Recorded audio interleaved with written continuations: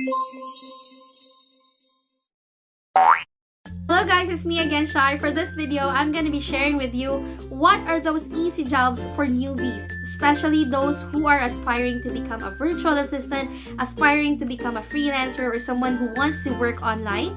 Well, itong video na to ay para sa inyo. Well, on this video, this is only my top 10 and my own opinion because ito yung mga trabaho na ginawa ko for client when I started, even wala akong experience. So, if you're someone who is interested in watching this or gusto mo mag-side hustle, pwede mo naman din gawin to. You can definitely do this. So, I hope that you will learn something from this video. So, watch this. So what are the top 10 easy jobs for newbies with no experience required? Well, for me, this is based on my experience. Number one, easiest job for me is data entry. Next is web research. Then you can work as a transcriptionist. Then you can also work to convert a PDF file to a Word file by typing. Then you can also work as a skip tracer. You can work as someone who can remove a background on a photo.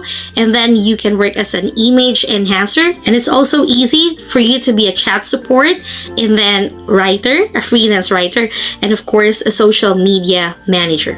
Well, napakadali lang talaga ng mga trabaho nito. So basically, what is data entry? Well, the usual task of a data entry specialist is to add, verify, and edit electronic data. It could only be just by typing a document or just encoding information into a system. Then sa web research naman, of course, this is just very easy kasi maghahanap ka lang or may research lang si client sa'yo.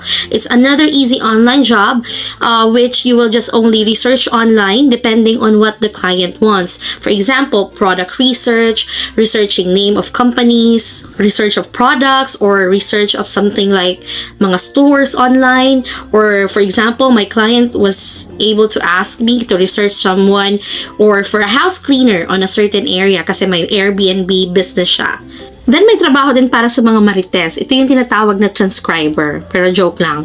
Well, actually, kung mahilig ka sa usapan or makinig sa usapan, pwede mong pagkakitaan to. Kasi for a transcriptionist, yung trabaho nila is it's someone na nakikinig ng mga audio and then turn nila ang file into a text format. So for example, gumagawa ng mga subtitles or someone who can transform audio files or medical files from a doctor into a text file. Minsan mga meetings or mga conference call, may clients din na nagpapatranscribe ng mga files na yan. So may isa pang madali din na trabaho is yung PDF to Word typing. So si client, nagsisend siya ng PDF file and then all you have to do is to type it into Word or itatype mo siya manually. So retyping the words needs someone na keen sa details or very attentive to details kasi mahirap na magkamali.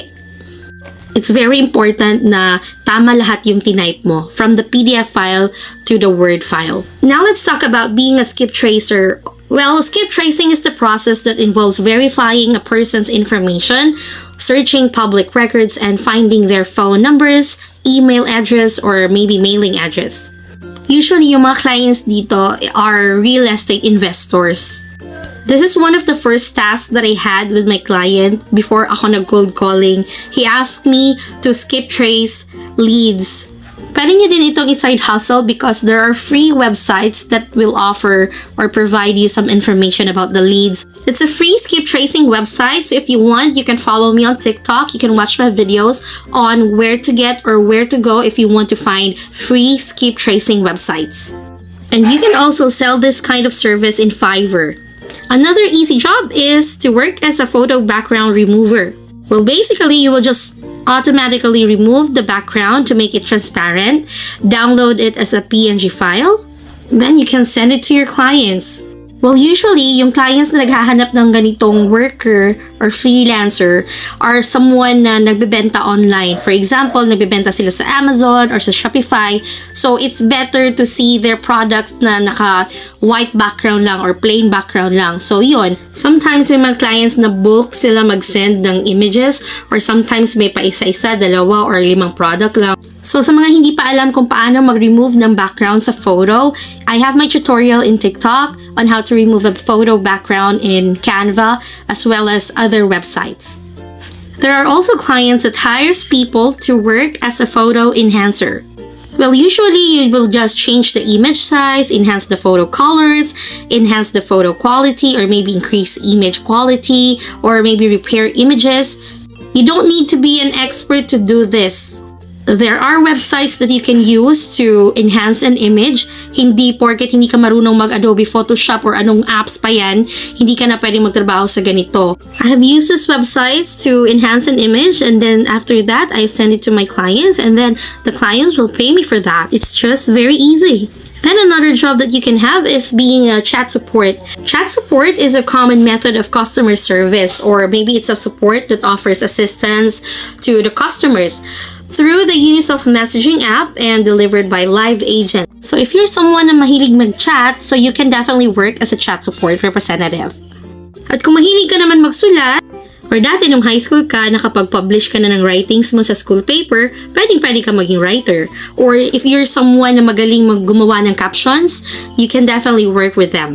Usually, nag-hire nito are marketing agencies. You can create blog posts or maybe some campaigns for their marketing strategies.